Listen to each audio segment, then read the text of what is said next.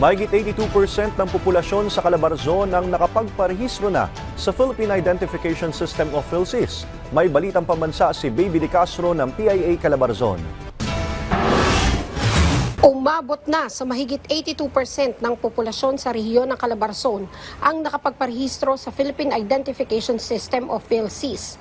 Ayon sa Philippine Statistics Authority Calabarzon, katumbas ito ng 13.4 milyong individual mula sa target na 16.4 million katao sa rehiyon. Batay sa datos ng PSA, nangunguna ang probinsya ng Cavite sa may pinakamataas na bilang ng mga rehistradong residente para sa PhilSys. Layo ng PhilSys na magkaroon ng sigurado at maaasahang pagkikilanlan ang bawat Pilipino.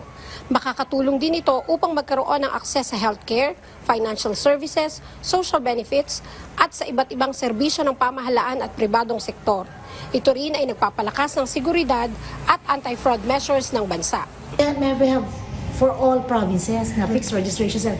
And then, meron pa rin kaming teams na meron sa mga LGUs. Especially pag-identify namin na meron pa din talagang sinasabi yung barangay na meron pa mga unregistered. Pinupunta na also in coordination namin with the SWD. Kasi dun sa mga, meron silang memorandum na all beneficiaries ng kanilang social protection programs dapat registered.